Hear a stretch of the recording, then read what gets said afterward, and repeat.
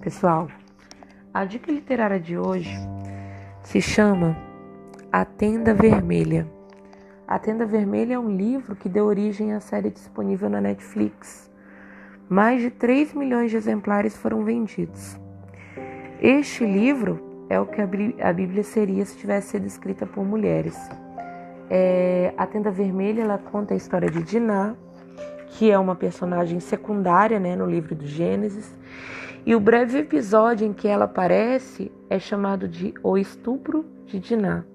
É uma passagem difícil para comentaristas bíblicos, ao longo dos séculos, por conta do comportamento assassino, dos filhos de Jacó. Diná não diz uma única palavra no texto bíblico. O que acontece com ela é relatado e caracterizado como estupro por seus irmãos. Agora, nesse livro, Diná ganha voz. A Tenda Vermelha é narrado inteiramente sobre sua perspectiva e pelo ponto de vista das mulheres que convivem com ela. É um livro que foi publicado originalmente em 97, mas se tornou um best-seller graças à propaganda boca a boca, traduzida em 25 países e adaptada em 2014 para minissérie, e atualmente está disponível na Netflix, tá bom? Então eu vou ler para vocês o prólogo, desse livro, A Tenda Vermelha, e eu acho que depois vocês vão ter muita vontade de ler o livro inteiro. Para quem não sabe, a Tenda Vermelha era o lugar em que as mulheres se reuniam durante seus ciclos de nascimento e de menstruação, ou quando elas estavam doentes na antiguidade, Então, imaginando as conversas e os mistérios mantidos dentro dessa tenda exclusivamente feminina, a autora do livro, que é a Anita Diamante, ela nos oferece um olhar privilegiado sobre a vida diária das 4 esposas de Jacó, mãe de seus 12 filhos homens, e sobre o convívio com sua única filha, Diná, Então, com o resgate desse olhar feminino, nós podemos conhecer as fascinantes mulheres que sangraram, que trocaram palavras, experiências e rituais na Tenda Vermelha. Vamos começar a nossa viagem? Então vamos lá, gente. A Tenda Vermelha, só o prólogo, tá bom? Para dar um gostinho de quero mais para vocês. Nós nos perdemos de vista por um tempo longo demais. Meu nome nada significa para você. Minha lembrança hoje é pó. Não é culpa sua, nem minha.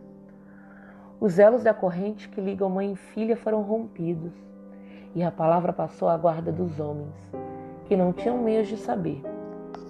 Por isso, tornei-me uma simples anotação à margem do papel, e minha história apenas um breve desvio da narrativa entre a conhecida história do meu pai Jacó e a famosa crônica de José, meu irmão. Nas raras ocasiões em que lembraram de mim, foi sempre como vítima. Quase no início do seu livro sagrado, há um trecho que parece dizer que fui violentada e que prossegue com um relato sangrento da maneira como vingaram minha honra. É de admirar que certas mães ainda assim tenham dado às filhas o nome de Diná, mas algumas o fizeram. Talvez tenham adivinhado que fui muito mais do que aquela nulidade sem voz própria que aparece no texto. Talvez tenham percebido isso na música do meu nome. A primeira vogal alta e clara, como quando a mãe chamou o filho ao entardecer. A segunda, suave, como segredos sussurrados nos travesseiros. Diná. Ninguém lembrou minha habilidade como parteira, ou as canções que eu cantava, ou o pão que eu assava para os meus irmãos sempre insaciáveis. Nada restou, a não ser alguns pormenores deturpados sobre aquelas semanas em Sichem. Havia muito mais o que contar. Se me tivessem pedido para falar a respeito, eu teria começado com a história da geração que me criou, que é o único ponto de onde se pode realmente começar. Se você quiser compreender qualquer mulher, precisa antes perguntar sobre a mãe dela e depois escutar com atenção o que é dito. Histórias sobre comida revelam uma forte ligação entre elas. Silêncios pensativos indicam questões não resolvidas. Quanto mais detalhes sobre a vida da mãe a filha parece conhecer, sem se perturbar nem se queixar, mais forte é essa filha. É claro que isso é muito mais complicado para mim, porque eu tive 4 mães, cada uma delas repreendendo, educando e apreciando uma coisa diferente em mim, concedendo-me diferentes dons e legando-me a maldição de diferentes medos. Lia deu-me a vida e sua esplêndida arrogância. Raquel mostrou-me onde colocar os tijolos da parteira e como arrumar meu cabelo. Zilpa fez-me pensar. Bilá me escutou.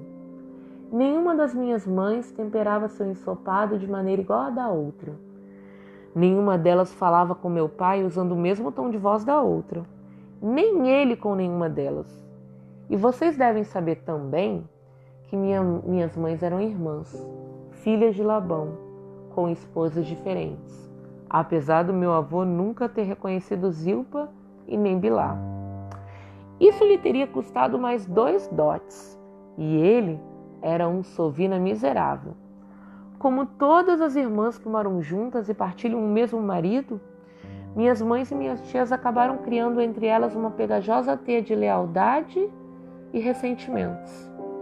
Trocavam segredos como se fossem pulseiras que passavam para mim, a única menina sobrevivente.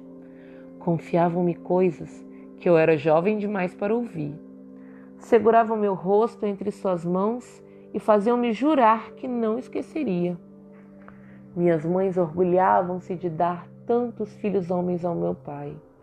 Filhos varões eram o orgulho e a medida de uma mulher, mas o nascimento de um menino após o outro nem sempre era uma fonte de alegria irrestrita nas tendas das mulheres. Meu pai gabava-se de sua ruidosa tribo e as mulheres amavam meus irmãos, mas também suspiravam por filhas e reclamavam entre elas da masculinidade da semente de Jacó. As filhas aliviavam o fardo de responsabilidades de suas mães, ajudando-as a tecer, a moer os grãos e na tarefa incessante de tomar conta dos meninos pequenos que estavam sempre urinando nos cantos das tendas, por mais que se falasse. Porém, a outra razão por que as mulheres queriam ter filhas era para manter vivas as suas lembranças. Os meninos, depois de desmamados, não ouviam as histórias de suas mães. Assim, fui eu quem as ouviu. Minha mãe e minhas mães tias contaram-me histórias intermináveis sobre suas vidas, não importa em que estivessem ocupadas, segurando bebês, cozinhando, fiando ou tecendo. Elas enchiam meus ouvidos de histórias. Na penumbra rosada da tenda vermelha, a tenda menstrual, elas corriam os dedos pelos cachos do meu cabelo, repetindo os relatos das escapadelas de sua juventude, as sagas de seus partos. Suas histórias eram como oferendas de esperança e força derramadas diante da rainha do paraíso, apesar de não se destinarem a nenhum deus ou deusa, mas a mim. Posso ainda sentir quanto minhas mães me amavam. Sempre lembrei com carinho desse amor. Serviu-me de amparo, manteve-me viva, mesmo depois de deixá-las. E hoje ainda, tanto tempo depois de sua morte, a lembrança de minhas mães me reconforta. Transmiti as histórias de minhas mães para a geração seguinte, mas as histórias de minha vida me foram proibidas. E aquele silêncio quase destruiu a minha alma, quase me matou. Não morri, porém, e vivi o suficiente para que outras histórias enchessem meus dias e minhas noites. Vi recém-nascidos abrirem os olhos para um mundo novo. Descobri motivos para rir e para sentir gratidão. Fui amada. E agora vocês vêm a mim, mulheres com mãos e pés tão macios como os de uma rainha. Mulheres que possuem mais panelas do que realmente precisam, que dão à luz com tanta segurança, que têm tanta liberdade para falar o que pensam, chegam ávidas pela história que se perdeu. Anseiam pelas palavras que vão preencher o grande silêncio que me engoliu e engoliu minhas mães e minhas avós antes delas. Gostaria de ter mais o que contar a respeito das minhas avós. É terrível constatar quanta coisa foi esquecida, o que para mim faz o ato de evocar lembranças parecer sagrado. Sinto-me imensamente grata por vocês terem vindo. Vou deixar fluir tudo o que guardei em minha memória para que todas se levantem dessa mesa satisfeitas e revigoradas. Que seus olhos sejam abençoados, que seus filhos sejam abençoados, que seja abençoado o chão sob seus pés. Meu coração é uma concha repleta de água doce, transbordante. Selá.